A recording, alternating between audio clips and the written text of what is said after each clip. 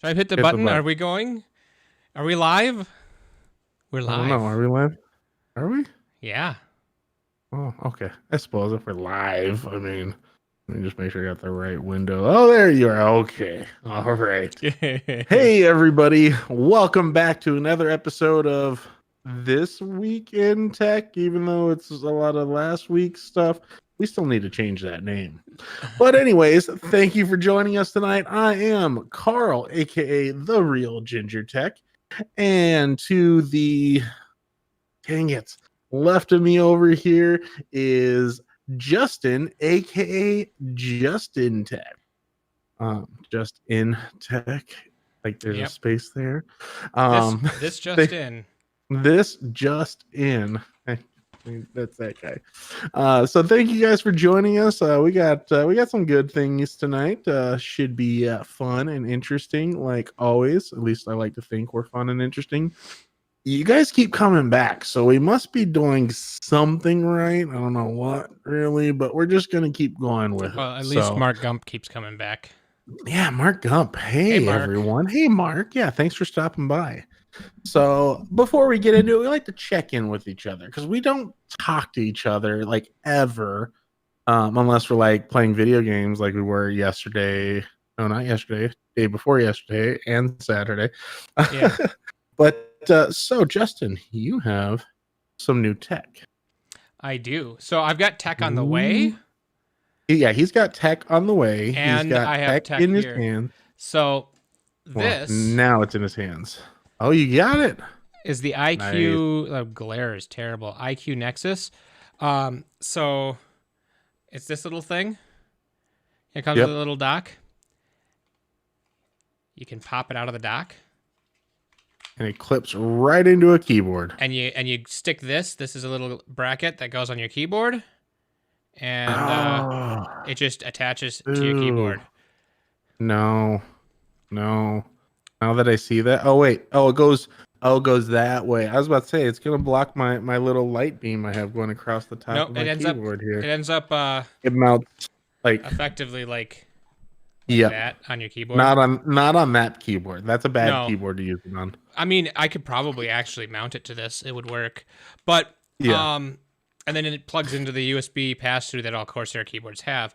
It's a little touch screen, and you can put buttons on it. You can put sliders on it. You can put all kinds of stuff. Watch videos on it. I'm a little disappointed. I don't think you can watch videos on it. It has an animated background. Well, yeah, you could probably get it too.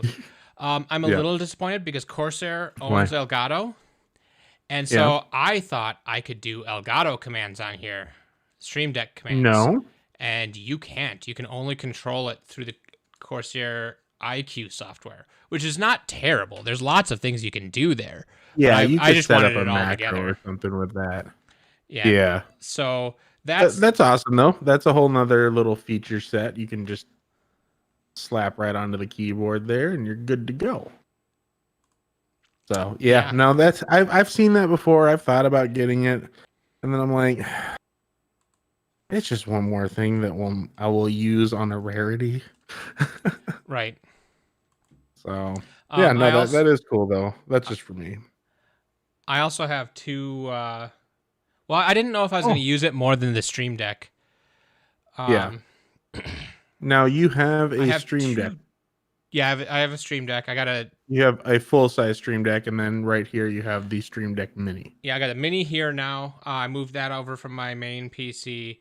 But I also have the full Stream Deck now on my main PC. I replaced that and moved it over. And I'm kind of upgrading my main setup.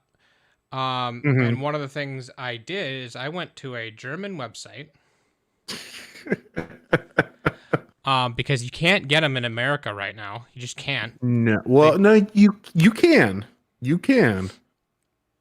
You just have to go to eBay and pay about 7 times the price.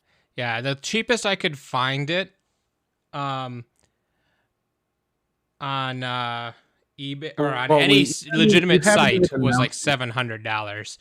But you haven't even announced it yet. What is it? Sorry, I digressed for you. I was pulling up the actual German website here for it, Oh, actually, hold on. Mark Gump has a question about that touch queue. Is it touchscreen only, or could you display things like emails on it? So with the iQ software, you can, from what I can tell, it's just a touchscreen that you set up buttons on, and there are different profiles. I'm sure there are ways to do it. I was about to say, I'm sure somebody's hacked it to where you can at least get notifications or something. Yeah, and that would be cool, but yeah, not built in. So we'll see what you can do. But I'm going to be joining Carl. Yes, he is. In the world down in Iowa. In the world of Go XLR. Yes, Justin is getting the Go XLR. So, and for those of you that don't know, supposedly he got this through some German website for 369 euros, which translated to $412 after shipping, which is crazy considering the cheapest you can get them in the US is $700. In the world of Go XLR. Oh geez, what? Why is your audio coming over my speakers now? Possibly my routing. Sorry. Yeah. I was just trying to check my audio. Let me system routing. So that should be set to mute. Oh wait, is it coming through Discord? Because I'm sharing my. Oh, is it? Did I not mute it over here? Well, no, because I would be echoing if you. No, actually, because you would have to hear me. Desktop audio, yeah. Desktop. Oh, okay, gotcha. Okay. Now, just real quick, you hear it now? I'm not hearing anything now. Oh, that's because I muted it. Hold on. Still nothing. So one thing we didn't test. You hear it? Nope. Okay. I muted the thing. I think you can share your desktop without sharing audio when you share, but whatever, it doesn't really matter. Yeah. So this is the Go XLR. It's got all these sliders. I like that the sliders are motorized, so that's kind of cool. These screens at the top can have different icons. And the best part is you can do stuff like cuss while on a live stream, like, "Hey Justin, go yourself." And there's a little button right there that's just above the mute mic button. Or there's the mute mic, just like, "I'm not coughing in your ear." And then my favorite, and Justin absolutely hates it, is the echo. Yeah. Or the sound effects board. So it's got a lot of in-outs, so you can do my main reason for getting this, I had two reasons for when I got this. A, I wanted to be able to run an XLR microphone, which I already did through the Scarlett Solo. No, Scarlett. Yep, Scarlett Solo. Yep, Scarlett Solo, which is an XLR input, real basic one. But then the other thing was, I like having multiple audio sources. And like what's coming in, what's going out. Because in games, a lot of games, if you change audio source mid-game, you have to restart the game for that to take effect. Well, the nice thing about this is, like Justin was showing on the back there is a headphone out. So you run the headphones. Perfect. When I want to be quiet or I don't want people hearing what I'm listening to, not that I would ever want that. I throw, I'm able to just run the audio through here at all times and my speakers. And all I have to do is turn off the speakers or mute the speakers via the sliders or mute the headphones, whichever one I'm not using. So, like, to me, that was the other big thing, is just being able to have audio going everywhere. And then it also has, obviously, the XLR. But the sliders, being able to control different volumes, especially during, streaming or just as I'm watching a video while I play a game or something. And then last thing is that audio in. There's a line in that you can tack anything into. So when I have my Mac Mini set up off to the side here, I'll just have the audio running in through there. It doesn't need to be USB connected because everything's still running all on the Windows PC. Right. So yeah, there's a lot of uses really for slick. it. Yeah, ton. And I've been looking for it for a while. Mm-hmm. He was jealous of what I had. Yeah. And so That's where we're gonna go with at least. Sure. So I've been looking for it for a while, and I could not find it. And then I find it at a German site. I'm like, there's no way I'm getting it. And so far, I bought it. It's looking. And the other day I got a shipping notification. So it was later that night. I think I got a shipping notification that it shipped. I'm like, sweet, maybe I'll actually get this thing. And then today I get a notification that it's in Pennsylvania. So it made it to the U.S. It's in Pennsylvania already? Yeah.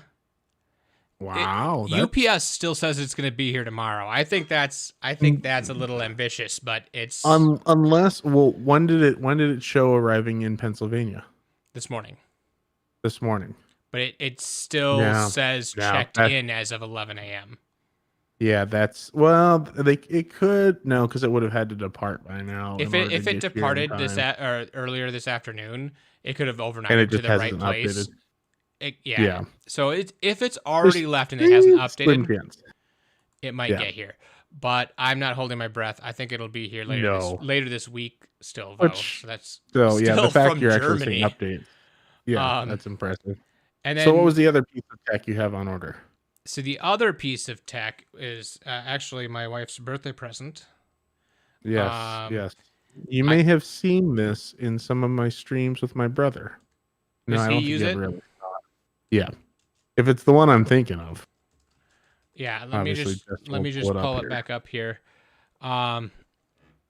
So my wife has a podcast, and she's been using a kinda older Tascam. Which has gotten the job done. Yep. But there's little annoyances here and there. Yeah. And they just recorded their 100th episode, or they're going to be soon. That's pretty darn good. So, and they've got they're actually being pretty successful. They got a couple of Patreons. Oh, nice. Supporters. So, for her birthday, I got her the Rodecaster Pro. Yep. Craig has one of those there.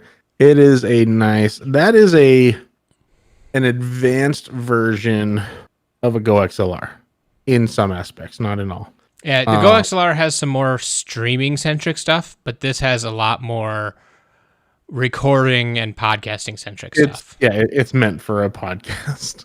It can take 4 XLR inputs, which is nice. Yep. And we have 4 XLR mics, so. Oh yeah, you do. Yeah, because you have the two. The 2 at our desk. Yeah, 2 at your desk, 2 in the office. Yeah. So if we wanted to, we could do that. 4 headphone jacks on there. 5. Oh, is there 5? There's one on the front that's the post mixed audio, and there's 4 on the back that are the line monitoring audio. Yeah, I was thinking monitoring, like you could hear yourself. So for those people that don't do anything with this, it's nice to be able to hear yourself in your ear, so you know when you're talking too loud or if you're talking too quiet. It kind of helps you kind of balance yourself, especially if you have like a closed back headphone like Justin and myself. It's helpful. So you have where's the other one? They said there's a 5th one up front. Yeah, up front. You can see it right here. That's a headphone jack. That is the post. Well, but it's the post effects one. So it mixes everything together, does all the effects. You can hear all the music. Mm-hmm. So what they're thinking of doing, or what I suggested that they do, and is they have an opening theme tune. Put that as one of the. Yeah, if they put that as one of the buttons. Yep. They can. And you can hook it up to a computer, which is also nice. Because Craig uses it to stream directly into his computer when he does those Amazon streams, just like the Go XLR, except you have options for more than one person. You also have Bluetooth, so you can hook up a phone. You also have a line in option that's just like another third party option, or another option of input. Yeah, no, it's a really slick system. It really is. So that's what Justin's probably going to be using in the office from here on out. Well, actually, I'm probably going to use the Scarlet. You're just going to stick with the Scarlet? Yeah. I mean, I have it, and then I can just leave it set up all the time, and then they can have theirs set up. And then if we're ever both of us going to be streaming, then we'll borrow it and use it when we're in person. Yeah. So, but yeah, that's 15 minutes, 17 minutes of us talking about new tech stuff that we're getting, or well, Justin's getting. Real quick, I want to say, Bill Wilson, hey, Bill, thanks for stopping by. Appreciate it. I think we need to jump into some tech news before we get way too deep into it. What do you think? Yeah, probably. Well, unless you've got something that you've got new. I think you're still busy with moving. No, I'm still busy with trying to get this whole studio set up just right. I've got some furniture that I built, some shelves specifically that I need to get put into place and set up, and then eventually I'll just take you on along for the ride with my rolling stand, because this whole thing is movable. So yeah, pretty slick. But Mark Gump says, I never got to do studio mixing, only live stuff. Yeah, I did some audio work back in high school for plays and stuff, and that was definitely fun doing the live stuff. I've never really done anything like studio wise as far as like EQs and stuff and being able to mix all that. But well, other than just the basic stuff for YouTube videos. Oh, yeah, basic stuff for the basics. So I think we jump right into what I think is pretty effing cool. That I didn't really know existed until I saw this. I mean, I've seen it in movies and stuff like that. But here, I'm gonna. Oh, actually, something cool that we did. I can control the stream now. Like, I offloaded all my heavy lifting to Justin because his internet connection is a lot better than mine. So just to make sure that it stays that way, or that you get good streams, he's doing all the hard work on his end, but we had to figure out a way that I could still be in control. So boom. Remote control over the internet. I'm just lazy. A little bit of work up front, setting it up, and then I don't have to do anything anymore. It's better to have two people at the helm just in case. Yeah. So, I scrolled down a little too much. Amazon expands its palm recognition payment tech to more of its stores. Palm recognition payment tech. Talk to the hand, because that's what's paying. I don't know how I feel about that, because so they added to cards NFC pay, tap and go. And when they did that, a little Wi-Fi signal on there, you're good to go. Yep. And as soon as they did that, people started coming out with RFID blocking wallets. Well, now that you can pay with your hands, are you going to always be wearing gloves so people don't accidentally scan your hand and charge you stuff? Oh, that's interesting. Yeah. I guess I didn't think about that. But I'm here, let me shake your hand. No, you're going to steal money from me. Well, as of right now, it's only available in 12 of Amazon's physical stores. Actually, no, not even that. It will soon feature the technology. I think it's on like 3 or 4 stores that actually has it. Company available 4-star. In its 4-star store in Linden, and in the coming weeks, Amazon One is also coming to Amazon Bookstore in Bellevue, and its 4-star and pop-up stores in South Lake Union. So, I think it's a cool concept. I think we're getting to the point to where, like, if you think about it, you don't need a card at 99% of the places anymore. Okay, I'll say 90% of places. You don't need cash. You can use your phone to pay, especially if you have a Samsung phone. It even works in older places, which I tried out recently. Who texted? Oh, spam. Okay. But but this is that next step forward that I think it's like, what was it? There was a movie that you'd pay with like your thumbprint. Like everything was just here. I have, scan that and I'm ready for idiocracy. Everybody gets a barcode tattoo. Okay. And you scan that. No, Justin. No. No, but I mean, this is essentially the same thing. Yeah. It was just a historical document that was sent to the past. It's our future. It's going to happen. Mm-hmm. Right. It's a documentary. Hopefully not. Yeah. Okay. But no, I think this is pretty cool, but it raises questions to me of like you said, I mean, is it possible to scan somebody's hand?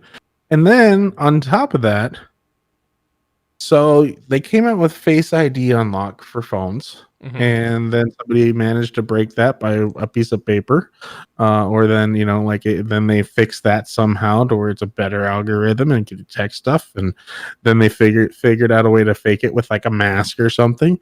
It's not gonna be long. Like I know that's going to be a lot harder depending on how much detail is required for that to actually work. That's going to be a lot harder to fake, because I mean, you can fake a picture of somebody from Facebook or something, but faking like the fine detail, I mean, they would have to like be able to see every little outline and then go ahead. But all they would have to do is get a hold of one of these devices that Amazon's using to scan your hand, and then do the whole ATM hack where they put it in between and capture the scan. And now they've got the exact scan. And that's the difference between a card, like the NFC cards. They've got like encryption and algorithms in it so that when you use it, it's slightly different every time, kind of like a rolling code. Yeah. That's not the case with your hands. Yeah. I don't know. It's really cool, but I don't know how I feel about it. So the other big problem I see here is for anybody that's ever used a fingerprint sensor device, like your phone or a laptop or something, if whatever finger you primarily use gets a blister on it, or you cut it, or something deforms it temporarily, it doesn't work anymore. Yeah, that's why you always register multiples. Right? No, I know, but like if you're used to always using your left hand, and it's like, okay, well, I got a Band-Aid on there because I cut my finger, now I have to use my right hand. This is even worse though, because if something happens to any part of your hand and it just stops detecting, what are you going to sit there and just kind of like so well, and I guess it depends on how the algorithm works and whether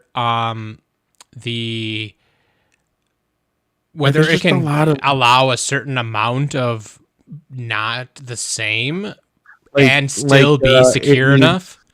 32 points of commonality or something. Yeah, and your hand has 200 points, and it only needs to find 32, and then you're good. Yeah, or something along those lines. Yeah, that's where I'd like to see more information on this. I didn't know this was a thing. I think it's a cool concept. I still think it'd be just better if we had just like implants. You just put it in your wrist and just put it in as a baby. They're always there. NFC. Well, I mean, then we're back to the whole tattoo thing. It's just an invisible tattoo. Yeah, exactly. I don't want to be labeled. I need that as a soundboard effect right there. Just a there. No. There it is. There it is. I just recorded that live on my XLR. No. Okay. Yep. Moving on. Moving on. Did you know that they're getting rid of the Mac Pro, the iMac Pro? Yes, the base model iMac Pro. Is it just the base model? Yes. I saw that Apple stopped selling iMac Pro. I thought there was some Yeah. Apple to stop selling iMac Pro base model, which is listed as available while supplies last. So if you wanted a decent price on them, good effing luck. You have to pay for the more expensive shit. So I'm gonna look and see if I can find on Apple's website iMac Pro buy. Which, to be honest, while supplies last, right on the main page. Yep. And the only one that's here is the $5,000 version, and it's while supplies last. I should clarify.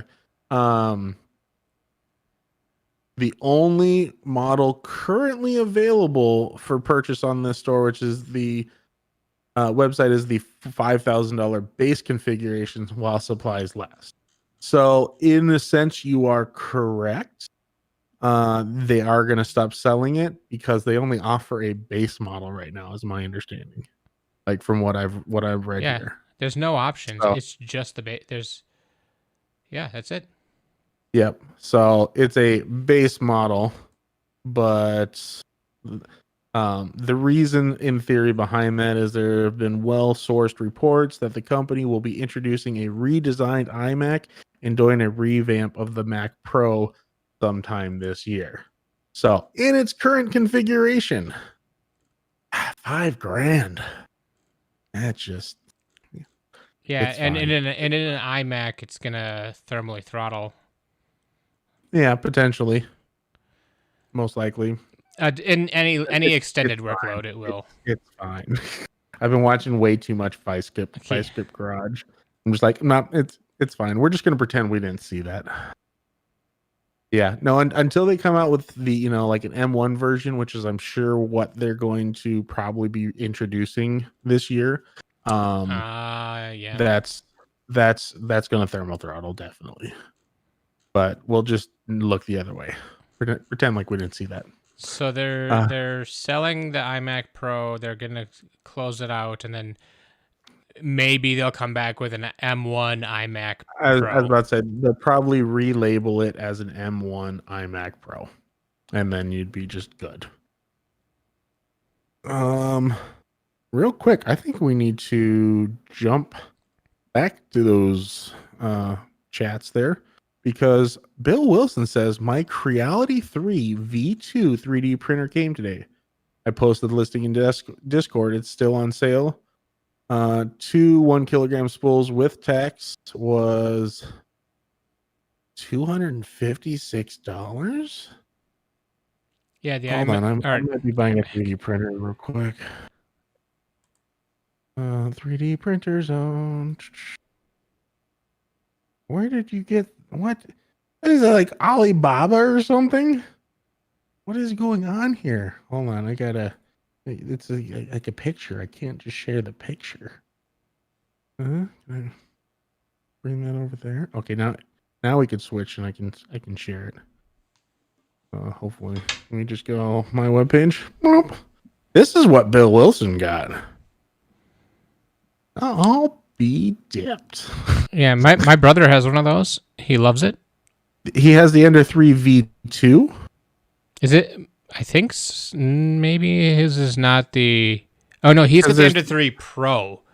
Yes, the V2 is an upgrade even from the Pro. So surprisingly enough, I've looked into this. I've thought about getting one. It has print resume, filament runout sensor, heated bed. I mean, it's got all the other bells and whistles. Running a 32-bit board in this. I'm not sure what the Pro has. I remember seeing something that I was like, oh, this one's just a little bit better. And I don't remember why. Well, it says the 2208 steppers, so it's probably going to be the silent drivers built in. That was another thing, yep. It's got the color touch screen, which the base one doesn't have. It's got a glass bed versus the magnetic flexible bed. I was going to say, that was the other one that I remember going, yep, that's the way to go. The magnetic flexible beds are cool, but I don't like the way Creality does theirs. Yeah. I like the one my dad has. He's got the Wham Bam, which is a magnetic pad on the bed and then a spring steel sheet that magnets down to that. and so you're not peeling the magnet off and then flexing the magnet every time you use it. It's the magnet is stationary. It holds the bed down. The steel sheet. Yeah. But that's pretty cool. I think that's awesome. I've thought about getting one of those. Actually, one of my nieces was interested in one, so I told my brother, "Hey, that's the one you should probably go with." So yeah. How long did it take to get you though? Because if you order that off of AliExpress, I'm imagining somewhere about 13,000 months. Because, well, you can get it directly from Creality for $260. What does this say? $262. Directly from Creality, and you get two 1 kilogram from spools. Shipping it from their US. Oh no, I don't think you do. No, I think that's the other thing they kind of have on that deal. But I'm sure Love delivers 2021. What was the Micro Center? Let's see if Micro Center has the Ender 3. Yeah, 4 Ender days. 3 Pro. Oh, that was the locally sourced one. Then it only took 4 days. That's pretty impressive. Not Pro, V2. Yep. Micro Center only has the Pro right now. Oh, I think the V2 is fairly newish. But yeah. Yeah, I think you're right. I think it's like late last year's when it came out. Yeah. Yeah, no, and I was thinking about picking that up just to have a second one back over there for no other reason than I just don't need it, and I want it anyways. It's 220 by 220 by 250, which I think is just barely bigger than what you've got. Barely smaller. Mine's a little bit bigger. Is it? I thought that the Ultimaker was a 200 by 200. No, I think it's. Well, let me double check. Ultimaker 2. And size. Well, that's not right. This says 357 by 342 by 380. That's Wikipedia. No, that's the frame dimensions, not the bed dimensions. Oh, yeah, that would explain more of it. Ultimaker 2. Why can't they just make things simple? Build volume 230 by 225 by 205. So the height isn't as much, but I see the width 223 by 220 by 205. Not that makes much of a difference. Yeah. But I think it's because of the offset nozzle makes it a little weird. Yeah. So it is slightly smaller, I guess, but it's so much newer. Yeah, but tried and true and tested. That thing is somehow, I don't know how, still going strong. It just works. I don't get it because I built it, so I figured it would break by now. I mean, let's be honest. Yeah. So, but yeah, no, that's awesome, Bill Wilson. So they have two prices, $6 apart. I don't know why I got the higher price. Well, I'm glad you paid more to get that quality.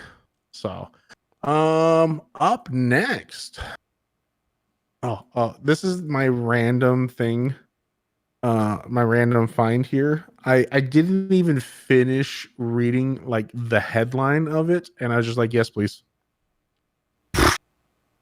Sony announces 6 PlayStation VR games, including Doom. And the moment I read Doom, I just clicked it. I'm like, yes, that's happening. Is that for the PS5?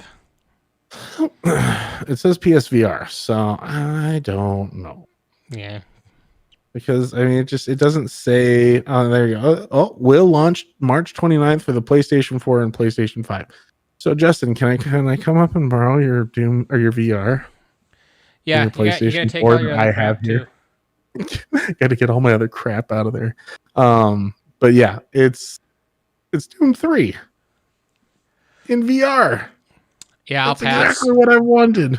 I'll pass. What was that? You'll pass. Doom is. I'm not a horror fan, and Doom is pretty close to a horror game. It's not a horror game, but it's pretty close. I'm not. Yeah, no jump scares. I'd rather not. Did you see this though? So there's more to this list. There's 6 games for VR coming out, and then so there was After the Fall, No Never idea. heard of that game before. I expect you to die and then- too. Great. Yes, That sounds awesome. Yes, that game is ridiculously fun, especially when when you're first trying to do stuff and you have no idea how things work because you're like frantically trying to not die because it expects you to die. The Spy and the Liar. That's going to be a good one. Yeah, there's one. There's like poisonous gas outside the car, and you're inside the car, and it's like I need to roll down the window and throw this thing out of the car, but roll it up fast enough that I don't die from the gas. It's just Watching him play that for the first time was hilarious because like you're holding on to the two sticks and you're trying to you're fumbling stuff around. You're trying to throw stuff out. You're like, oh crap! You reach for something and you accidentally pull the pin out of a grenade. And you're like, that's not good. You can't put it. Oh yeah, the sub thing, the little escape pod. Oh, that was a good one. Where it's got you open up a little panel, and inside of that, it's like a little cubby almost. Inside there is just a pile of grenades, and you have something to reach you need in there.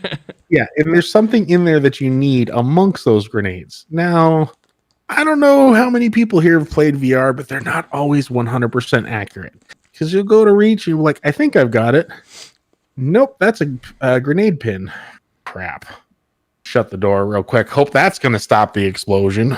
Yeah, just find somebody on YouTube who's played it and watch them. It's a ton of fun, even just to watch people play. And the thing is it's designed just you sit down and play this, or you stand and play it. Like there's no real you have to be moving around. So it's a good intro VR game. Yeah, most PSVR games can be played.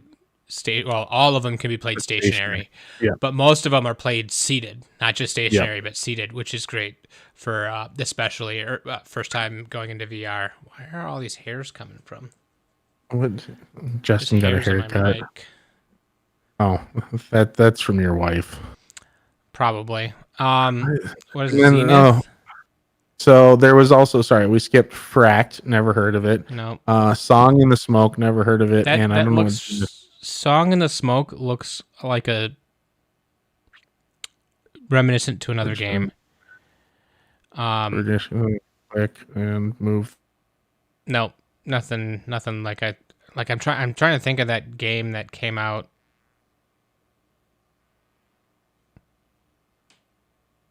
Did we lose Carl? Did we lose everybody?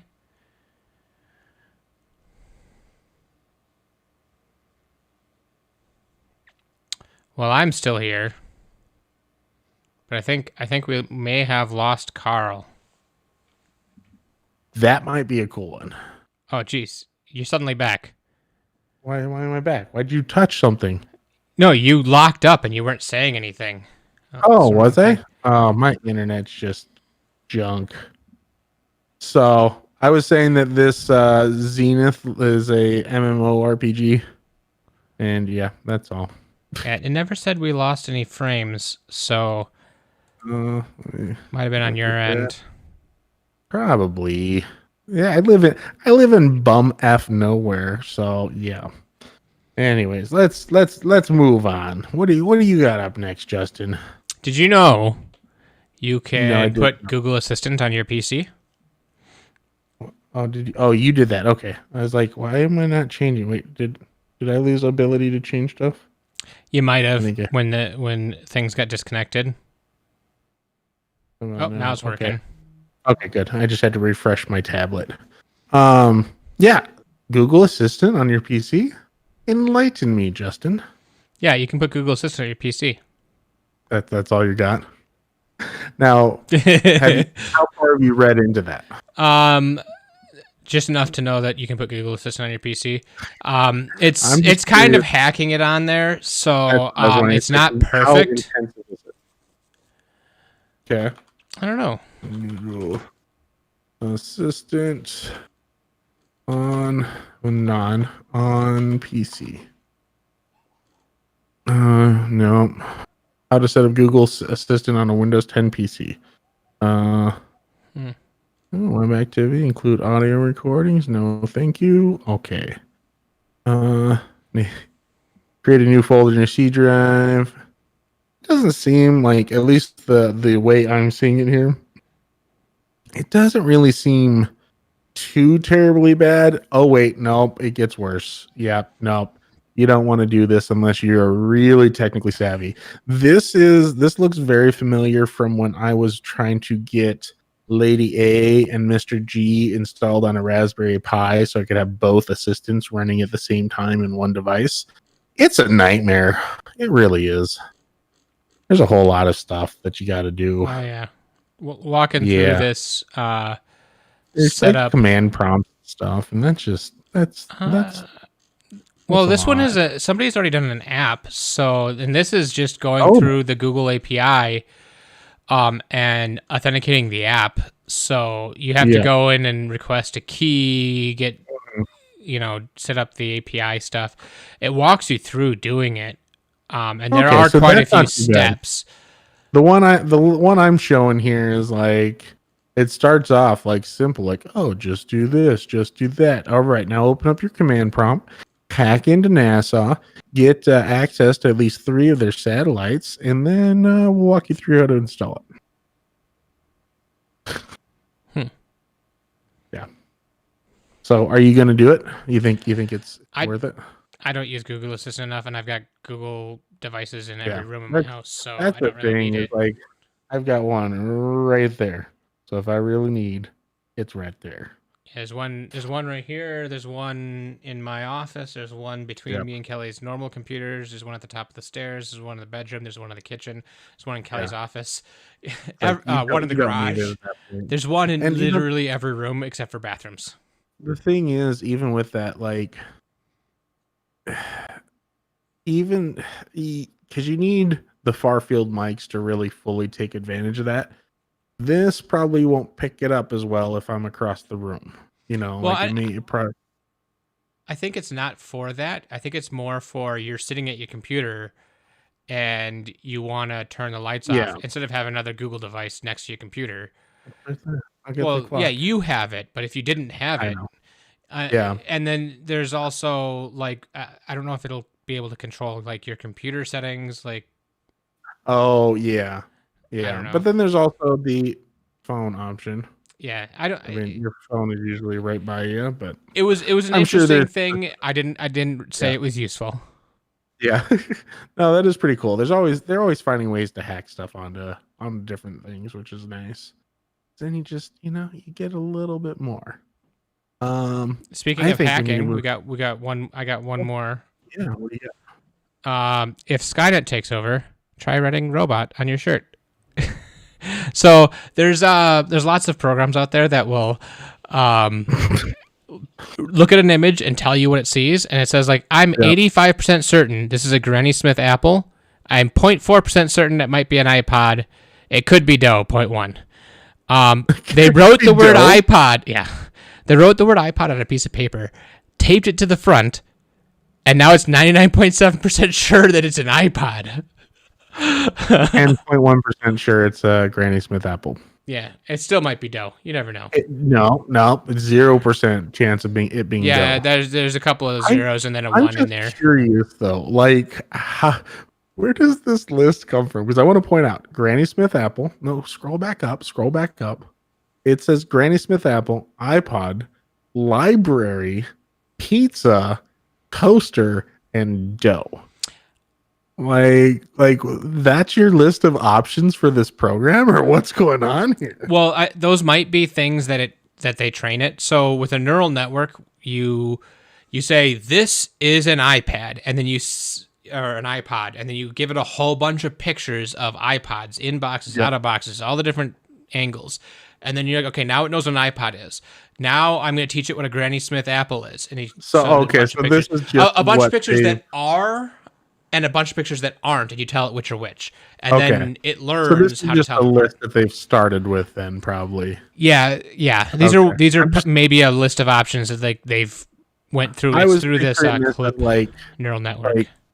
When it scans a picture, it's like, here's our most likely subjects it could be, and I'm just like, how do you get those confused? But yeah. It's that is funny. Yeah, just robot right across the shirt. Yeah, the clip neural network is what they used, and so that must be just stuff with it. has been trained on and should be able to identify. Yeah. But yeah, I thought that was funny. I saw that and I'm like, yeah, that's tech funny. news.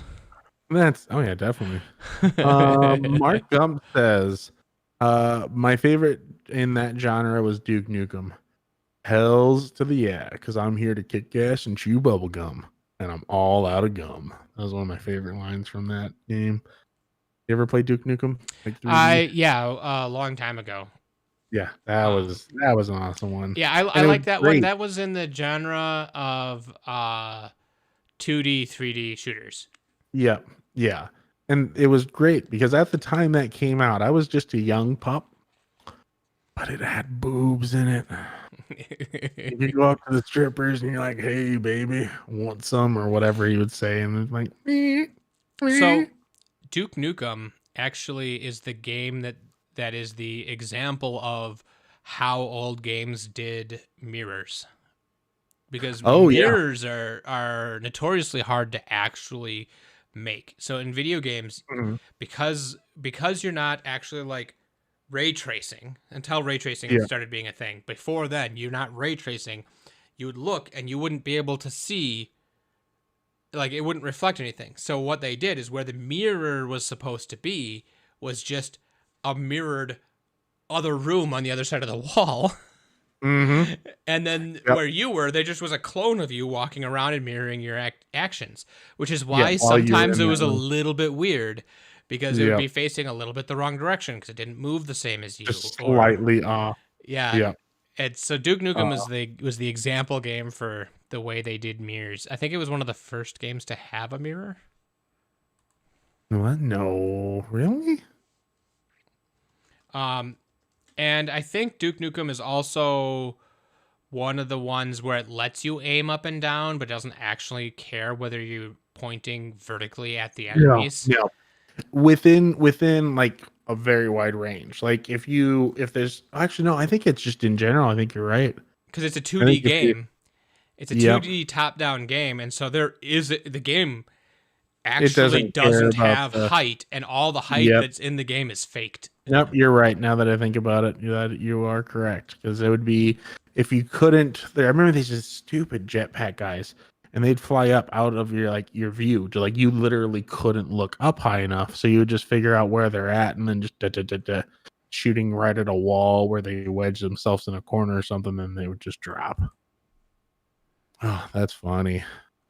Duke Nukem. Well done, Mark Gump. But yes, moving on to our next headliner. Actually, Justin, I don't think, did you even read the headliner? No. Pay with your palm and quadruple high-speed internet. Have you read anything about this? No. So, my webpage. Senators are calling on FCC to quadruple base high-speed internet speeds. So because of what's been going on this last year with everybody working from home, schools, everybody's doing remote schooling at this point. In order to be considered high-speed internet, a bipartisan group of senators called for quadrupling the base high-speed broadband delivery speeds, making 100 meg down, 100 meg up the new base for high-speed broadband. So if you want to be classified as high-speed broadband, your base has to be that. That's awesome. Right? Like, that is, to me, like, a lot of people are like, well, really? Does it matter? Because I already have 100 down, but I've only got 30 up. Well, in here, it even gives examples of current benchmark. The current minimum requirements for high-speed broadband is 25 down, 3 up.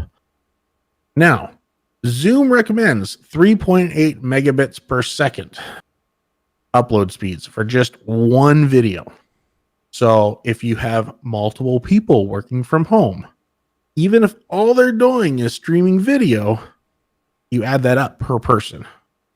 Factor in kids who have to do these classes that they are uploading their homework or showing their work on there. They're having to have the video call going, even if it's not 1080p. I mean, it's still going to get up there. Like, all this is adding up. So if you have multiple people, multiple kids, your upload is going to be the issue, not the download. Download's usually been pretty good because a lot of places are like 60 to 100 meg minimum. And for the average use before working from home, download was by far the more important. Oh yeah, because you wanted to get stuff to you.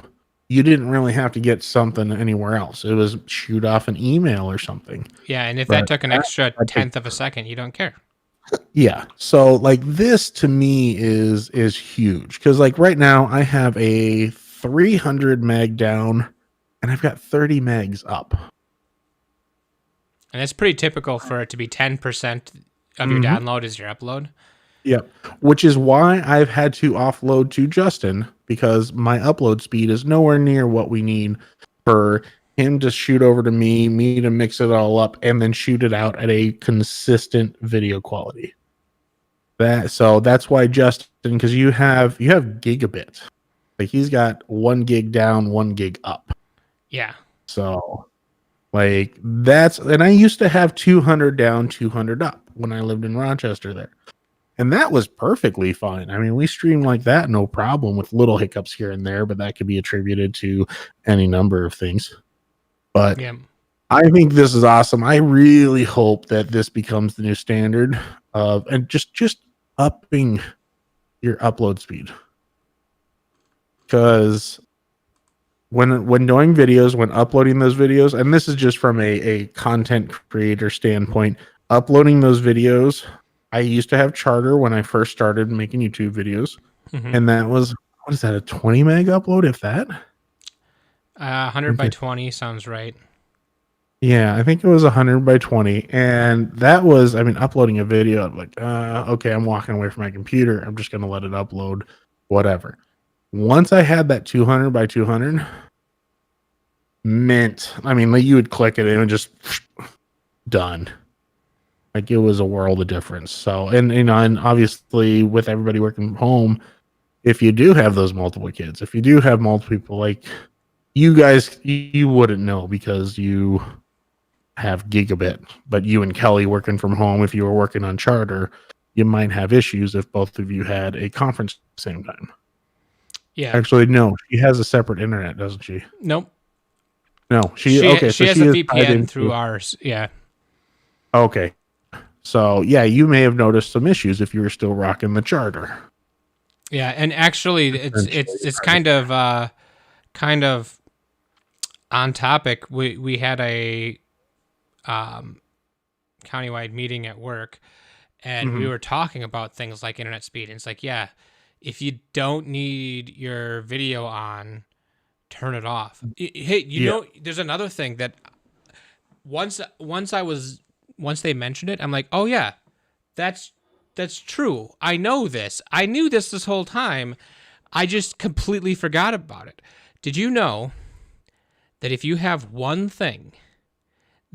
wireless device that is just on the edge of wireless range, that it will reduce the quality of your speed of your wireless for everything on wireless?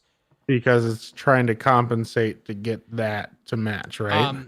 Well, it's something, I forget what it's called. The term is like equal airtime or something like that. There's a term about it that basically, because the way wireless works, your router can only talk to one device at a time. And and what it's doing is it's saying, talk to this computer, done. Talk to that computer, done. Talk to the Chromecast, done. Talk to the light, done. Talk to this, done. So it's going back and forth. Going around. But when it goes around, and it's basically round robin to everything. It's going it's going round robin to everything, and when it gets to that one that's on the really edge of signal, it'll send it. I have to wait for it to respond, because if it responds while I'm trying to talk to somebody else, I'll miss it. So I have to wait for it to respond. So therefore, it slows everything down. And it slows everything down. Yeah, I remember that. About this much of that. Obviously, you know more of the details on it. I just do remember hearing about that or reading about it at some point, where Yeah, that's in fact a thing. So it's like, yeah, if you have that one device or that, one thing that's just on that edge, it's like bring it in a little bit, just a Right. bit. And that's exactly what they were saying is like if you've got something that is just on the edge of wireless, if you can turn it off while you're working, do that. If you can't turn it off while you're working, try to get it closer. Maybe move your router so it's halfway between the two. If you have the ability to throw another access point in, do that. Although in your case, though, I mean, in order for you to have something on the edge of your access or your range, you'd have to go talk to your neighbors 2 doors down because that shit's got some distance. Since you put it up above the ceiling there, or like on the ceiling there. I guess I don't really leave my house that much, so I have no idea. No, he's a hermit. No, it's like when I pull up to your house, my phone like connects, like it's just there, and I feel like I haven't even parked, and I'm already connected to your Wi-Fi. So you got some distance on yours. So that's what Unifi equipment will get you. Yep. Cost a little bit more, but you also get a better product, and it's not even really that much more compared to some of the other ones. Actually, for a comparable consumer grade, you'd be paying more. So it doesn't cost more. It takes a little bit more know-how to set up. Yeah. That's I think that's gonna be the only real drawback to it is they need to make it simpler for us plebes. Actually, I don't think even I'm a plebe when it comes to I think for the most part. I think if I were to recommend so my standard recommendation is a Edge Router X and a Unifi UAP AC Lite. That's a Unifi Access Point AC Lite. It's that's the wireless. That's the wireless access point. That's my standard recommendation. The problem with doing that, the router is just your wired router. It's small, compact, it's fast. It'll do gigabit up and down, no problem. That big. Yeah, it'll do gigabit up and down, no problem. It's a good device, but it uses EdgeMax as its operating system. So it has a built-in EdgeMax operating system, does everything through that. You log into that just like you would any other router. It's just like setting up any other router, that part. When it comes to the access points, that part does nothing with wireless access points. You can't set up names, can't set up passwords, can't set up anything. So the Unifi, well, there's a Unifi controller that you have to install on a computer somewhere, and then the controller adopts the wireless thing, and then once it's adopted, then you use the controller to set up the wireless networking, and then that controller needs to be something that wireless access point can occasionally check in with. So it needs to be on, not all the time, but pretty regularly. So that's decent. But there's also a Unifi Gateway, and if you get the Unifi Gateway, yes, you still have to have that Unifi software running on a computer somewhere, but that software does your router and your access point. The Unifi gateways are basically the same hardware, but they don't have them on the Edge Router X level of hardware, so you have to go up a step to the Edge Router 4, which sounds like a lower grade, but it's actually faster hardware. And so it's the same price as the Edge, but it does different software, slightly more restrictive, slightly more user-friendly once you have it installed. Yeah. So that's what I'd probably recommend for a lot of people, and that brings it back in line to about the $200 mark. Yeah. So I have one more article here. I think we're about to wrap it up here shortly. And this was competing for headlineage, but I just wasn't sure how to phrase it. So Apple, that walled garden, as my brother calls it here, that ecosystem is very closed off. You can bring stuff in, but getting stuff out is a giant pain. Well, those walls are crumbling. I tell you, actually, not really crumbling. I'm just going to crumbling just to be dramatic. Apple now lets you automatically transfer iCloud photos to Google Photos. Nice. Where was this 6 months ago? No, actually, it's been longer than a year ago. So the reason I really like this.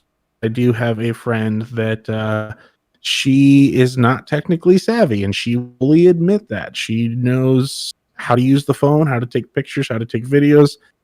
But it tends to get full. Her iCloud and her phone get full. So it's always been kind of a pain for me because I will offload those to clear up space, and I have DVDs, and I keep a backup of everything so that if anything happens, she's covered.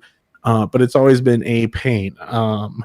Prior to getting the MacBook Pro, my free MacBook Pro that I got, it was a just jumping through hoops of trying to get it off of her system because I didn't have anything Mac at the time, and I tried all these different workarounds. Oh yeah, just tried this, and it was just and this here would make it so much easier because I'm sure I could figure out a way to have it pull off of, like, have her just be like, sync it over and have it pull off of Google Photos right onto my computer.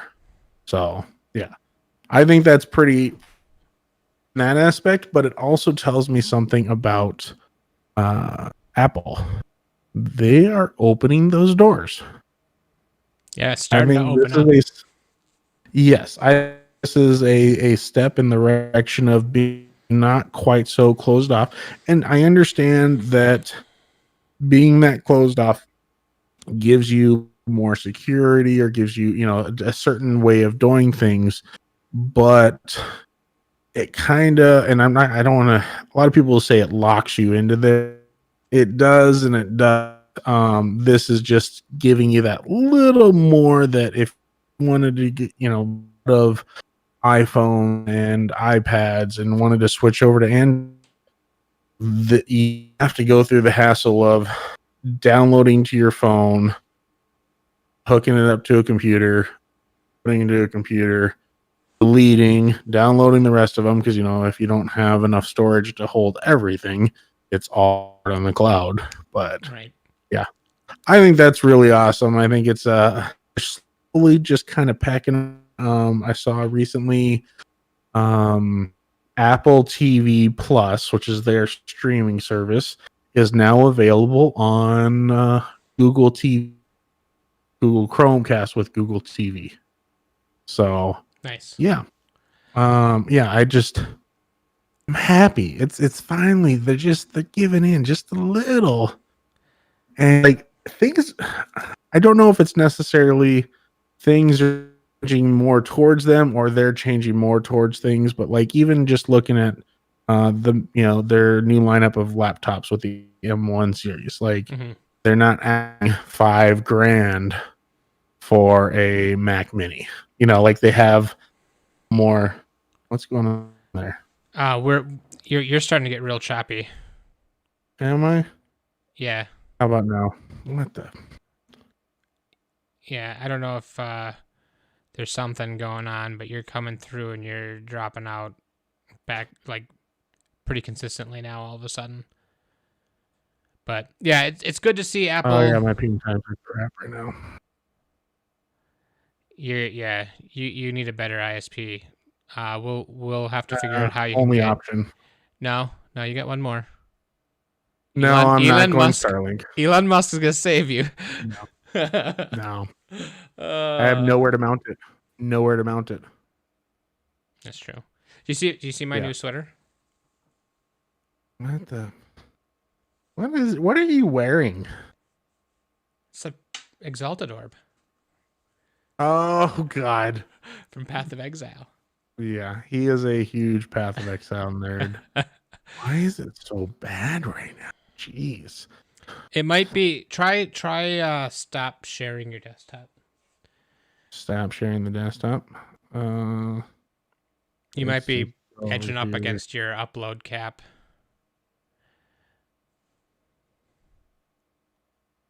Yeah. Now I can't hear you. Yeah, I know. Can you hear me now? Yep. Okay, so I stopped sharing my desktop. No, it still looks like shit. I don't know. Like I'm hitting like 135. There's a timeout. There's 140s. Yeah, there's 160s. It's just climbing. So we're going to wrap it up here on that note. Let's check back in with the chat here, see if I missed anything. Alan Buckley finally made it. Just thought I'd check in, had to somewhere else to be.